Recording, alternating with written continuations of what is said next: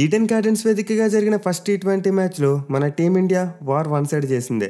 England team గట్టి పోటీస్తుంది అనుకుంటే వాళ్ళు పసికొన కంటే దారుణంగా ఓడిపోయారు. ఫస్ట్ టీ20 మ్యాచ్ అయితే కంప్లీట్లీ వన్ సైడెడ్గా జరిగింది. ముందు మన టీమిండియా బౌలర్స్ అదరగొడితే ఆ తర్వాత బ్యాట్స్మెన్ వార్ వన్ సైడ్ చేసి పాడేశారు. దీంతో మన టీమిండియా మ్యాచ్లో చాలా సునాయాసంగా గెలిచి సిరీస్లో 1-0 లీడ్లోకి వెళ్లారు. మేలీ మ్యాచ్లో మన టీమిండియా సాధించిన విక్టరీ ఇంగ్లాండ్ టీం మీద బిగ్గెస్ట్ విక్టరీ. ఇప్పటివరకు మన టీమిండియా ఇంగ్లాండ్ టీం ఈ ఫార్మెట్లో బాల్స్ రిమైనింగ్ పరంగా ఇంత పెద్ద విక్టరీ కొట్టలేదు. ప్రీవియస్గా ఎప్పుడు 2021 మరియు 2012 ఈ రెండు సందర్భాల్లో 13 బాల్స్ మిగిలినగా మ్యాచ్ గెలిచారు. కానీ ఈరోజు చూసుకుంటే ఆ రికార్డ్ బ్రేక్ చేశారు. ఏకంగా 43 బాల్స్ మిగిలినగా మ్యాచ్ గెలిచి ఇంగ్లాండ్ టీం మీద బిగ్గెస్ట్ విక్టరీ కొట్టారు. విన్ మార్జిన్ బట్టి మనం అర్థం చేసుకోవచ్చు ఈ మ్యాచ్ ఎంత వన్ సైడెడ్గా జరిగిందనేది.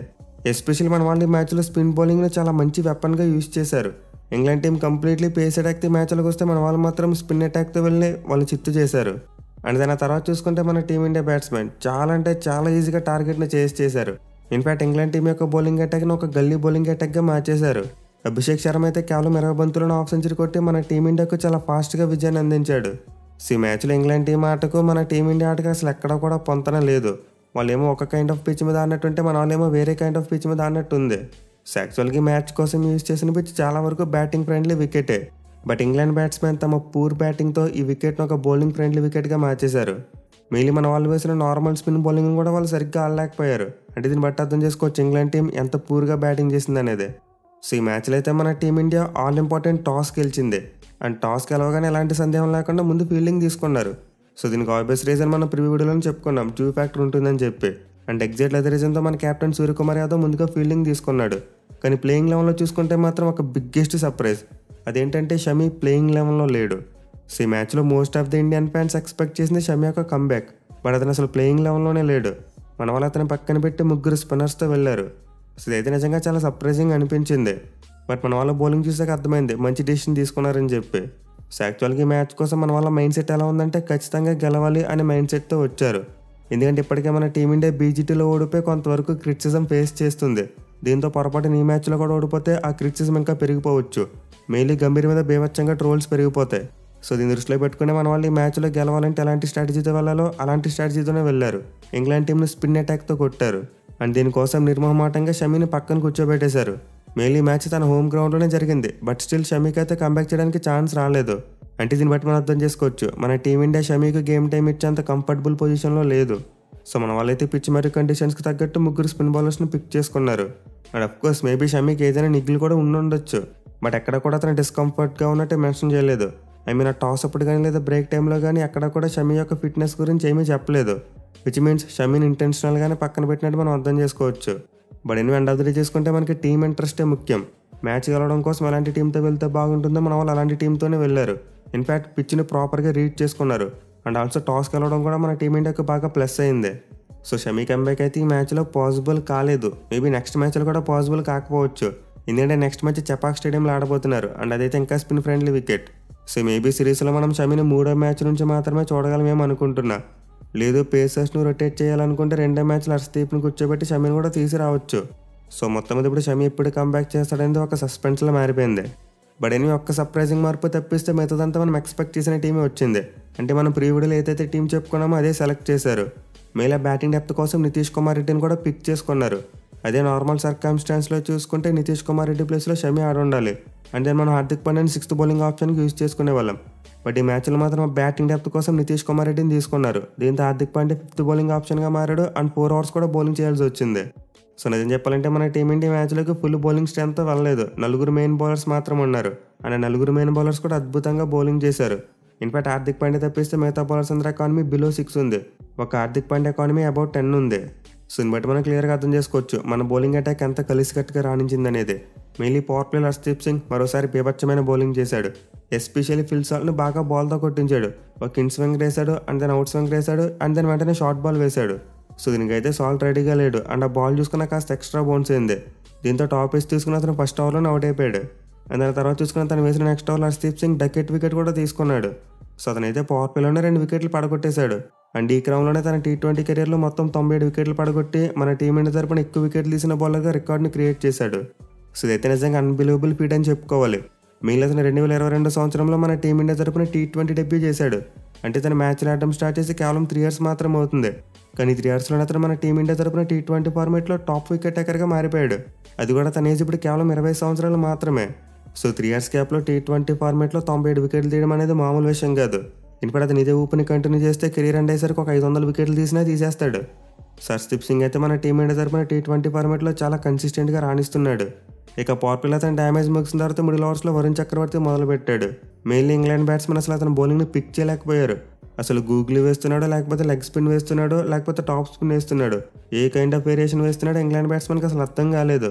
మెయిన్లీ హ్యారీ బ్రూక్, లివింగ్స్టన్ మరియు జాకబ్ బేథెల్ వీళ్ళు ముగ్గురు క్లూలెస్గా కనిపించారు. వరుణ్ చక్రవర్తి బౌలింగ్ వస్తే చాలు అటు ఇటు ఊగిపోయేవారు, బట్ స్టిల్ బ్యాట్తో పూర్తిగా బాల్ని టచ్ చేయలేకపోయేవారు. సో లిటరల్లీ వరుణ్ చక్రవర్తి బౌలింగ్ని ఇంగ్లాండ్ మిడిల్ ఆర్డర్ బ్యాట్స్మెన్ ఎక్కడ కూడా పిక్ చేయలేకపోయారు. కేవలం జాస్ బట్లర్ మాత్రమే కంఫర్టబుల్గా బ్యాటింగ్ చేశాడు. ఇన్ఫాక్ట్ అతను ఒక్కడు వేరే పిచ్ మీద బ్యాటింగ్ చేసినట్టు అనిపించింది. 44 బంతుల్లోనే 68 పరుగులు చేశాడు. బట్ అతనికి అదరాని నుంచి ఒక్క బ్యాట్స్మెన్ కూడా సపోర్ట్ అవ్వలేదు. వచ్చిన బ్యాట్స్మెన్ వచ్చినట్టే పేలోనికి వెళ్ళిపోతూ ఉన్నారు. So clearly Jos Buttler experience అయితే పూర్తిగా కనిపించింది. అతనికి గ్రౌండ్లో చాలా మంచి రికార్డు ఉంది. అండ్ దానికి తగ్గట్టు ఈ మ్యాచ్లో అతను అద్భుతంగా పెర్ఫామ్ చేశాడు. కానీ మిగతా బ్యాట్స్మెన్ ఎవరు సపోర్ట్ చేయకపోవడంతో ఇంగ్లాండ్ టీం కేవలం 132 పరుగులకు ఆల్అౌట్ అయిపోయింది. మెయిన్లీ వరుణ్ చక్రవర్తి క్రూషియల్ టైంలో ఒక ఓవర్లో 2 వికెట్లు తీసుకున్నాడు.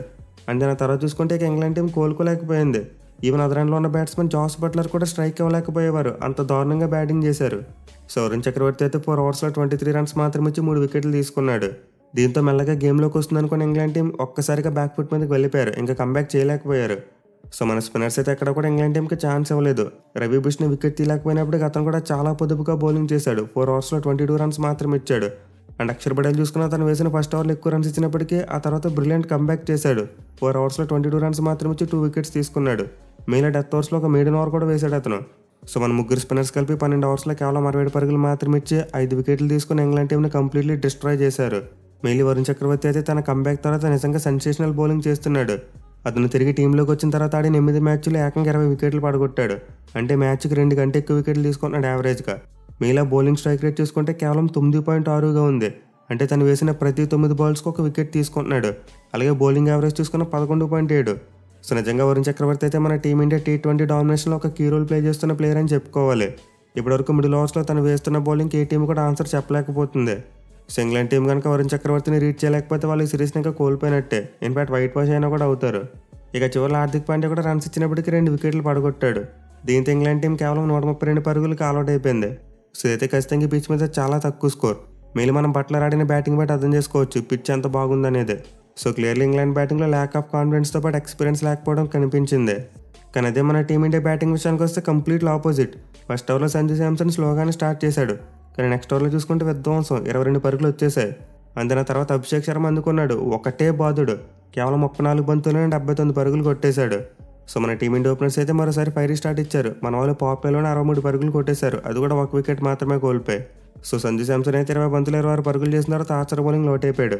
అండ్ అదే ఓవర్లో సర్ప్రైజింగ్లీ సూర్యకుమార్ యాదవ్ 1 డౌన్లో బ్యాటింగ్ వచ్చి అతను కూడా డక్అవుట్ అయిపోయాడు. సో మేబీ నెంబర్ 3లో తిలక్ వర్మని పంపిస్తే ఇద్దరు లెఫ్ట్ హ్యాండర్స్ అయిపోతారు అనుకున్నారు, ఏమో తెలియదు. కానీ సూర్యకుమార్ యాదవ్ సర్ప్రైజింగ్లీ నెంబర్ 3లో బ్యాటింగ్ వచ్చాడు. బట్ ఈ ప్లాన్ కంప్లీట్లీ బ్యాక్ ఫైర్ అయింది. అయితే ఒక ఓవర్లో 2 వికెట్లు కోల్పోయినప్పటికీ అభిషేక్ శర్మ దూకుడు మాత్రం దక్కలేదు. కేవలం 20 బాల్స్లోనే 50 రన్స్ కొట్టాడు. అది కూడా తను కొట్టిన 50లో ఏకంగా 6 సిక్సర్లు ఉన్నాయి. సో అభిషేక్ శర్మ అయితే నిజంగా ఆకాశం మధ్యగా చెలరేగిపోయాడు. ఇంగ్లాండ్ టీం మీద టీ20 ఫార్మాట్లో సెకండ్ ఫాస్టెస్ట్ 50 కొట్టిన బ్యాట్స్మెన్గా రికార్డుని క్రియేట్ చేశాడు. సో అతని కంటే ముందు తన గురువైన యువరాజ్ సింగ్ 12 బంతులు ఇంగ్లాండ్ టీం మీద హాఫ్ సెంచరీ కొట్టాడు. ఆ తర్వాత చూసుకుంటే మన టీమిండియా తరపున ఇప్పుడు అభిషేక్ శర్మ అయితే సెకండ్ ఫాస్టెస్ట్ 50 ఇంగ్లాండ్ టీం మీద. అలాగే ఓవరాల్గా చూసుకున్న అతను ఇన్నింగ్స్లో 34 బంతుల్లోనే 79 పరుగులు చేశాడు. మిగతా ఇన్నింగ్స్లో ఏకంగా 8 సిక్సర్లు ఉన్నాయి. సో క్లియర్లీ అభిషేక్ శర్మ అయితే మన టీమిండియా బ్యాటింగ్లో 1 మ్యాన్ షో చూపించాడు.